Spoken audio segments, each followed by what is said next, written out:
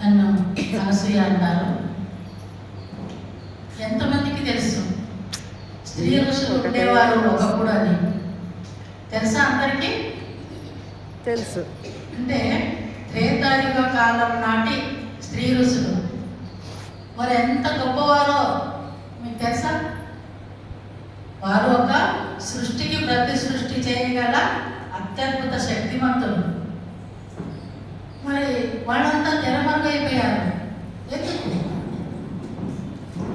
అంటే పురుషాధిక్య ప్రపంచం వచ్చి వాళ్ళు తెరమరుగైపోవడం జరిగింది. వారి శక్తి సామర్థ్యాలను సహించలేక ఎంతోమంది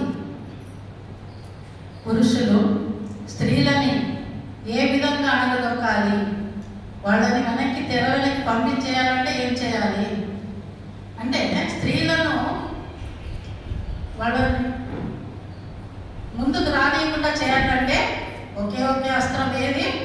వాళ్ళను నిందించడం, వాళ్ళ మీద అపవాదులు వేయడం. ఎప్పుడైతే వాళ్ళ మీద అపవాదులు పడ్డాయో సహజంగానే వాళ్ళు తెరమరుగైపోతారు, బయటికి రాలేరు, ఆ అవమానాలు భరించలేక. కానీ అనసూయ మాత ఎంత గొప్ప శక్తిమంతురాలు అంటే అరణ్య వనవాసంలో, రామసీతల వనవాసంలో సీతకు ఆమె అంతర్గత నిగూఢ రహస్యాలను బోధించింది. అంటే భవిష్యత్ కాలంలో ఆమె చేయాల్సిన అత్యద్భుతమైన కార్యం ఉంది. రావణుని వదకు కారకురాల సీత అవుతుంది. ఆ సమయంలో లంకలో సీత ఎదుర్కొనబోయే అతి గొప్ప సమస్యలు అయితేనేమి, కష్టాలు అయితేనేమి, వాటి నుంచి బయటికి రావాలంటే ఆమెకు ఒక నిగూఢ రహస్యాలు అవసరము, ఆ శక్తి అవసరం అని చెప్పేసి తన ఆధ్యాత్మిక శక్తిని సీతకు దారపోసింది.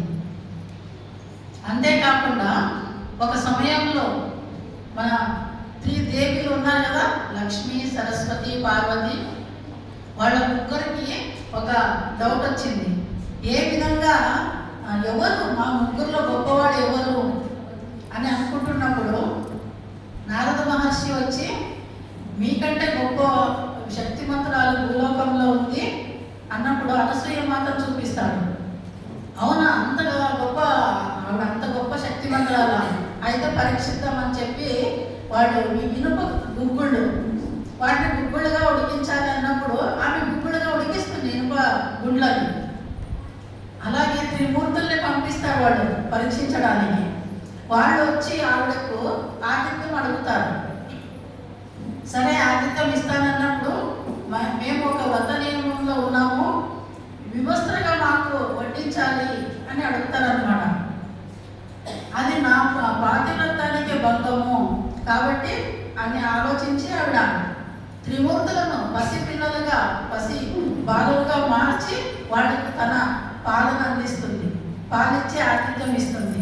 ఆ ముగ్గురు పసిబాలులను ఉయ్యాలలో వేసి ఊపుతూ అలా ఉన్నప్పుడు వాళ్ళు త్రిదేవులు వస్తారు. మా భర్తలు ఎక్కడెక్కడ అని, మీ భర్తల్ని మీరే వెతుక్కోండి అని చెప్తుందన్నమాట ఆవిడ.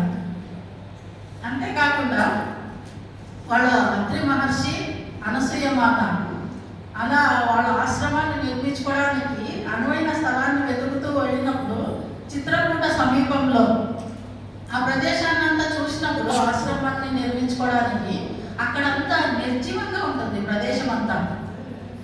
అక్కడ మానవ సంచారం అనేది ఉండదు, జీవం అనేది ఉండదు, జంతువులు, పక్షులు ఏమి ఉండవు. ఏది ఈ ప్రదేశం ఇంత నిర్జీవంగా ఉంది అని ఆవిడ తాడైలో చూసినప్పుడు అక్కడ శాపానికి గురైంది ఆ ప్రదేశము అని తెలుస్తుంది అన్నమాట. ఏం చేయాలన్నప్పుడు ఇక్కడ జీవం తేవాలి అంటే నదీమ తల్లి రావాలి భూమి మీదకు అని చెప్పేసి ఆవిడ మందాకిని నది ఆ దేవలోకానికి వెళ్తుంది. అక్కడ మందాకిని నది ఏం చెప్తుందంటే ఆవిడ మందాకిని దేవత, నేను భూమి మీదకి రావాలంటే అక్కడ జీవం ఉండాలి కదా, ముందక్కడ నువ్వు సస్యశ్యామలంగా ఆ ప్రదేశాన్ని తీర్చిదిద్దు, నేను వస్తానని చెప్తుంది.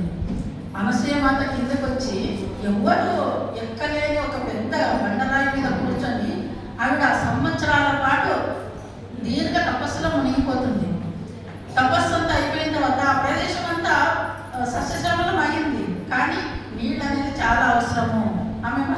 రాలేదని చెప్పేసి మళ్ళీ వెళ్తుంది పైకి.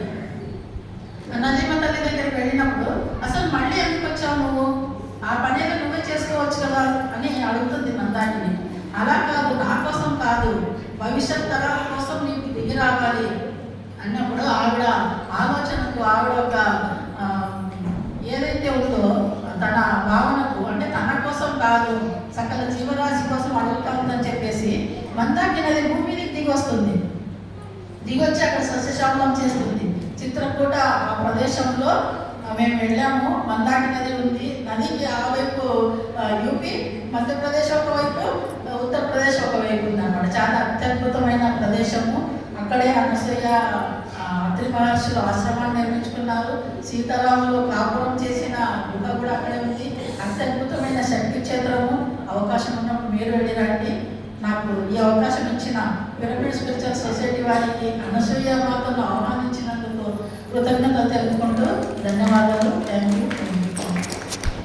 అవమానించారు. అనసూయ మాతకు ధన్యవాదాలు. అమ్మ, మీరు ఇక్కడికే కాదు, ఈ ఆధునిక పిరమిడ్ స్పిరిచువల్ సొసైటీ ఎంతో అద్భుతంగా ఎంతో మందికి